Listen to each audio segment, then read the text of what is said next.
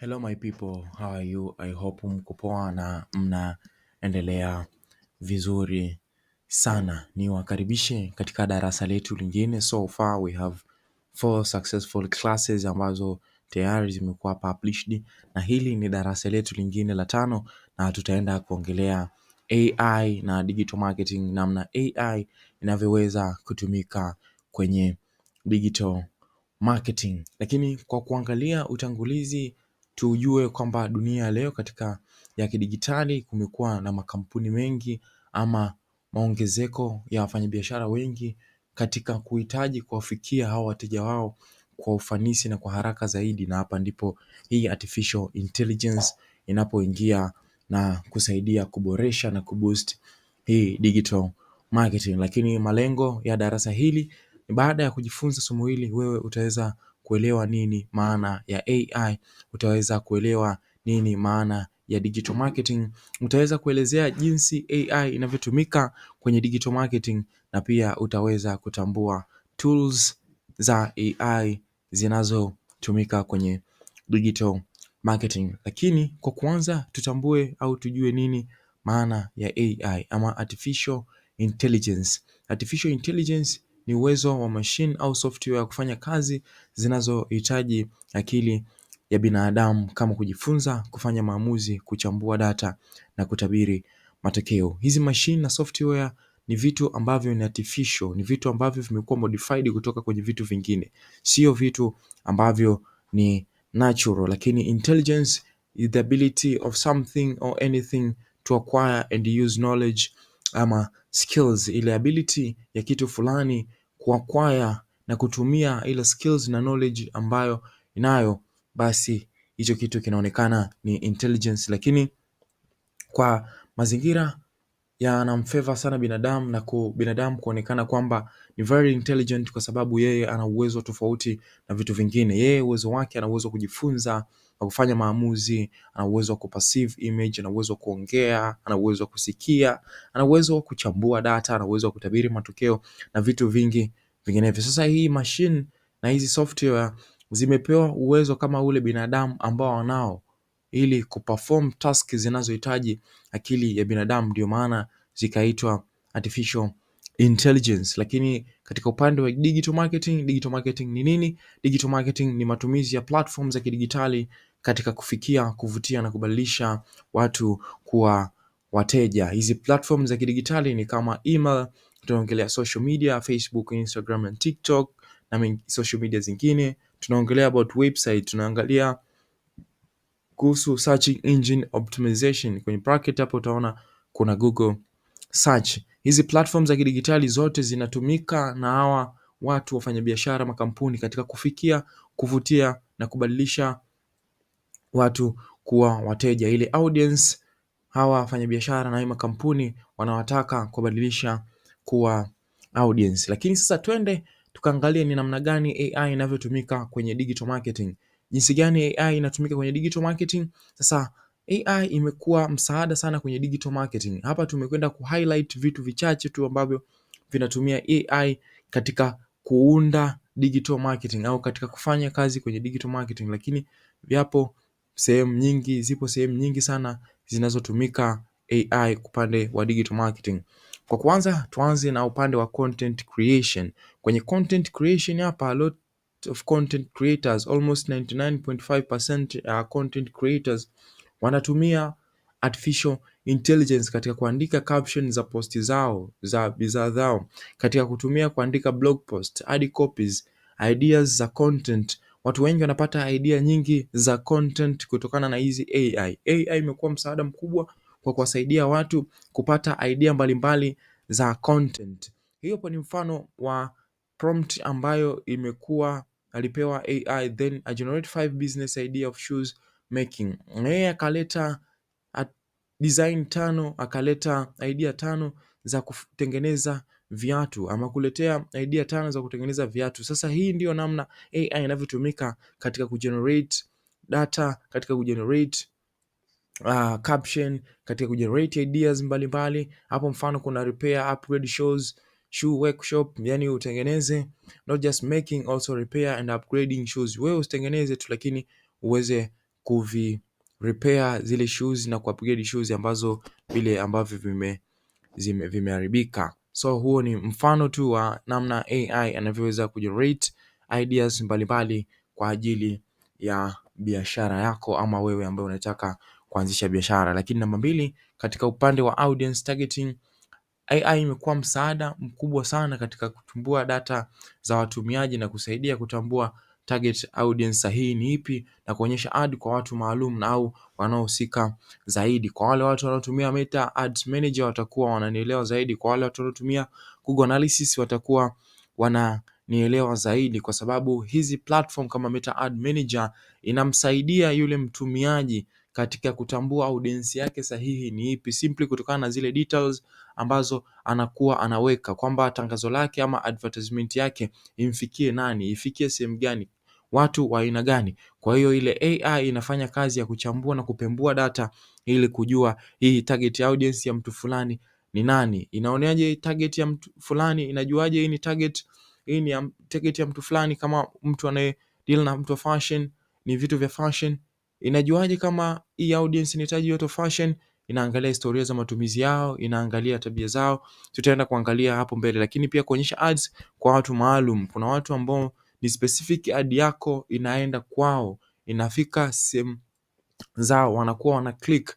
Kwa hiyo AI inafanya kazi ya kutambua audience yako ni ipi na kuhakikishia na kufanya tangazo lako ama biashara yako ikutane na watu sahihi ama audience sahihi. Lakini namba 3, AI hutumika katika issue za personalization, kutoa experience tofauti kwa kila mtumiaji ambaye anatumia kulingana tu na tabia zako, historia ya matumizi na interest zako. Nimetoka kukwambia hapo nyuma kwenye Google Analytics jinsi Google inavyofanya analysis, jinsi Meta Ad inavyofanya analysis ya audience sahihi ni ipi na nani awe clicked, awe anapata hizi ad kwa ajili yake. Mfano kuna YouTube and Netflix recommendation. Hapa kuna zile recommendation ambazo sometime unakuta kwenye movies unaletewa ni movies ambazo wewe mwenyewe unakuwa unazihitaji ama unazitafuta, lakini hizi AI zinakusaidia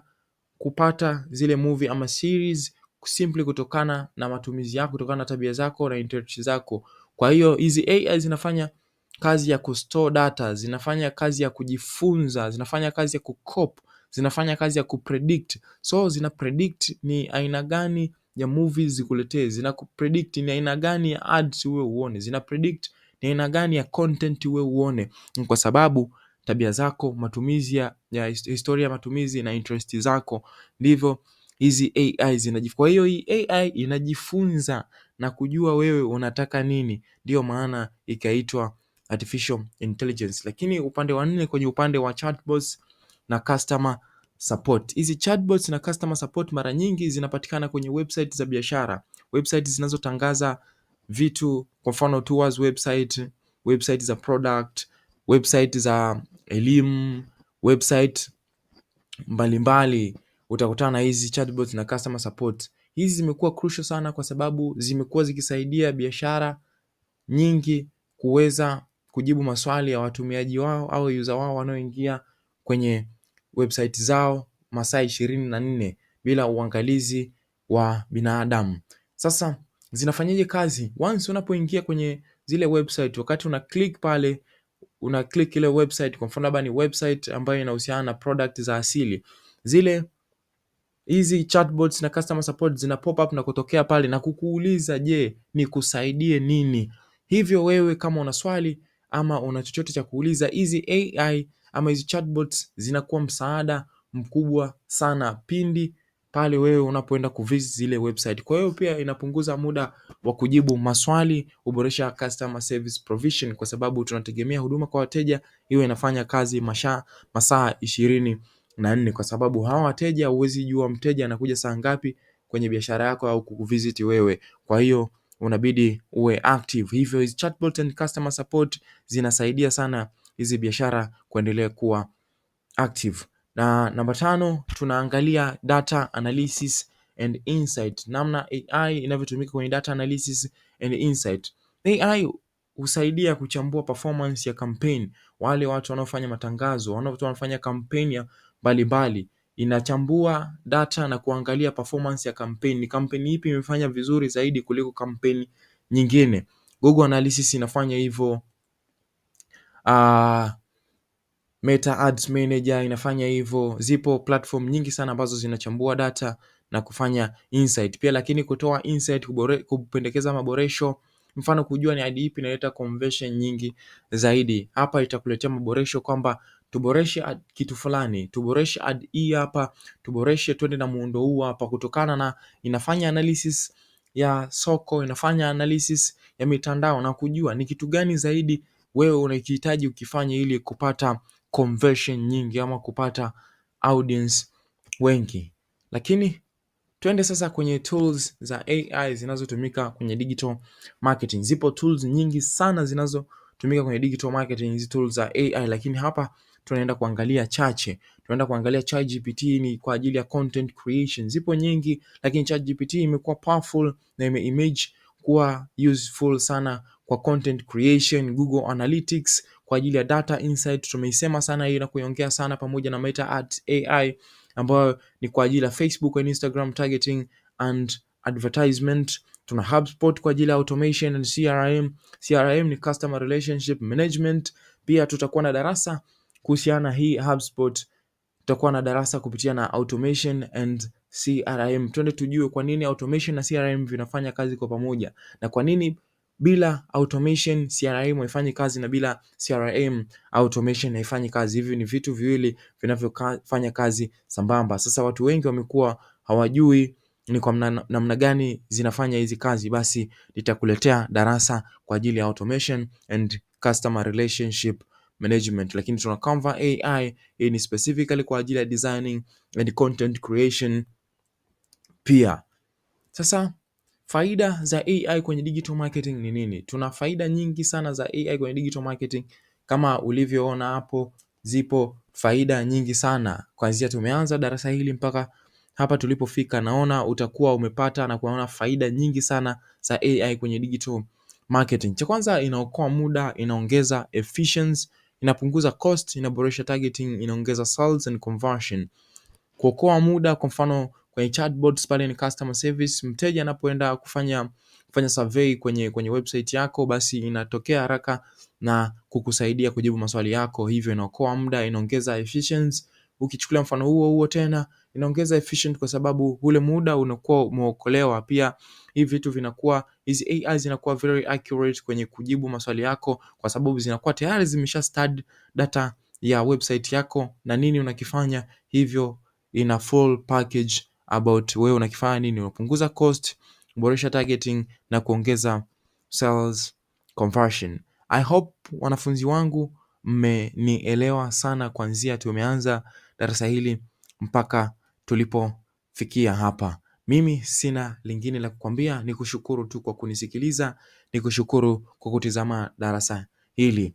Make sure una follow, una subscribe, pia una share darasa hili kwa watu wengine ili waweze kujifunza mambo mengi zaidi kuhusiana na digital marketing pamoja na madarasa haya kwa ujumla. Follow and subscribe Instagram @mwalimu_wa_darasa_ la kidigitali, lakini pale mjini YouTube utanipata kwa jina la Mwalimu wa Darasa la Kidigitali. Ninawapenda wote and stay tuned hadi wakati mwingine. Bye bye for now.